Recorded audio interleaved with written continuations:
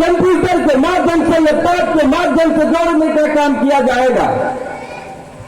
जब हमारे नेता स्वर्गीय राजीव गांधी ने इस योजना को लाने का काम किया कंप्यूटर को, तो बीजेपी के लोगों ने कहा कि यह विदेश का कबाड़ा ला करके देश के लोगों को बेरोजगार करने की साजिश कर रहे हैं। और मैं समझता हूं कि कोई भी हिंदुस्तान का बच्चा नहीं होगा जिसके हाथ में मोबाइल न हो, लेकिन इसकी चर्चा करने की आवश्यकता क्यों है? जब उत्तर प्रदेश में सीएम अखिलेश यादव जी बनते हैं तो उन्होंने देश के नौजवानों की आवाज को परखा।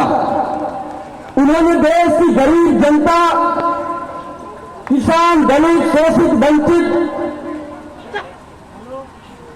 जनता की आवाज को पहचानने का काम किया और ऐलान किया इन्होंने कि हाई स्कूल और इंटर की परीक्षा पास करो और लैपटॉप ले जाओ।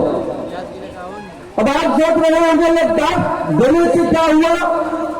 चालाक वर्ग के लोगों ने आपको और हमारे बीच में भ्रम पैदा किया कि लैपटॉप देकर के अखिलेश ने नौजवानों को बिगाड़ने का काम किया।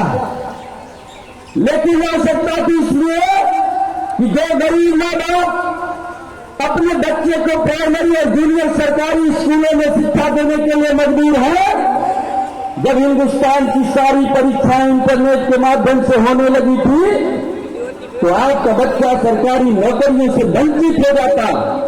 पढ़ा लिखा बच्चा तो नौकरियों के लिए पढ़ाई नहीं कर सकता था। इसलिए अखिलेश यादव जी ने लैपटॉप योजना चलाया और आज घरों घरों में लैपटॉप सबके हाथों में दिखाई देने लगा।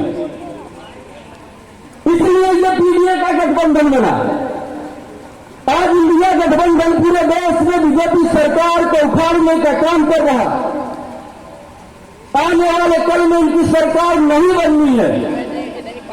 लोग चालाक वर्ग के लोग आपके बीच में भ्रम पैदा कर रहे हैं, उससे सावधान होने की आवश्यकता है।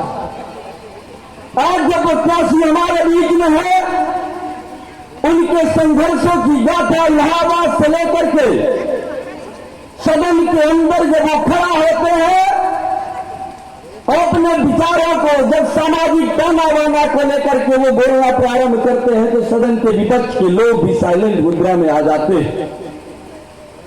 मैं एक बात कह करके अपनी बात को विराम दूंगा। एक घटना हम आपको बताना चाहते हैं इस मंच के माध्यम से।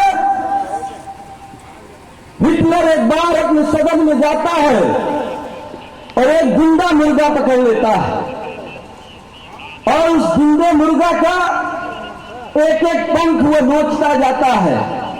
सदन में बैठे हुए सारे कर्मचारी से लेकर संसद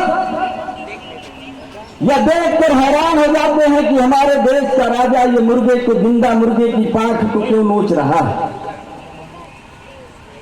वो जाता है और अंदर जाने के बाद उस मुर्गे को जमीन पे छोड़ देता है और चंद दाना उसके अंदर गिरा देता है और मुर्गा वो दाना खाने लगता है।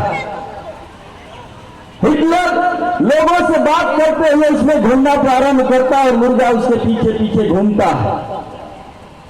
ठीक यही स्थिति हमारे देश के गरीबों की हो चुकी है।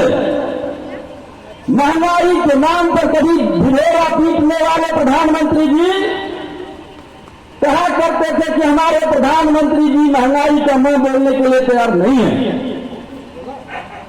लेकिन आज महंगाई का आलम यह है कि आपके यूरिया का वजन कम कर दिया गया, रेट बढ़ा दिया गया,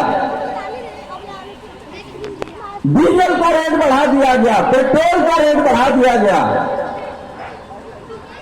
सरसों के तेल का रेट बढ़ा दिया गया और यहां तक कि नौनिहाल बच्चों को जो दूध पिलाया जाता है उसमें भी जीएसटी लगा दिया गया। मैं पूछना चाहता हूं प्रधानमंत्री जी, चुनाव समाप्ति के कगार पर है, महंगाई पर चर्चा कब करोगे? प्रधानमंत्री जी ने बनारस में एक बयान दिया, हो सकता है मेरी मां ने मुझको जन्म दिया हो। बड़ा दुर्भाग्य इस देश का हो सकता है कि देश का प्रधानमंत्री अपनी मां पर भी संदेह कर रहा है कि हो सकता है मेरी मां ने मुझको जन्म दिया है। ये करोड़ों करोड़ों माताओं का अपमान है, इसकी हम घोर निंदा करते हैं। आज चर्चा संविधान बचाने की है और मनुस्मृति पे चर्चा हमारे गायक कलाकार कर रहे थे।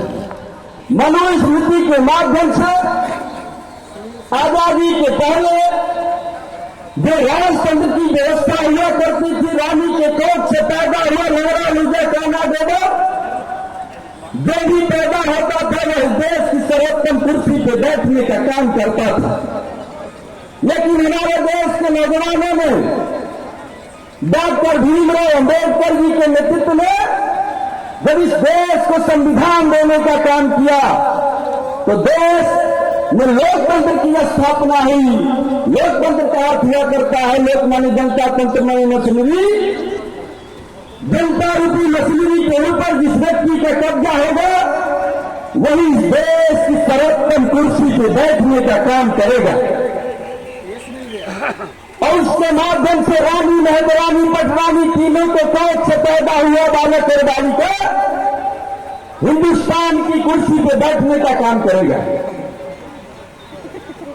मेरे नौजवान साथियों, आज उसी संविधान को बचाने की आवश्यकता है, क्योंकि जो सरकार चल रही है दुहाई तो संविधान की देती है, लेकिन वो वही लोग हैं जिन लोगों ने रामलीला मैदान में संविधान को जलाने का काम किया था, गरीबों की आवाज को दबाने का काम,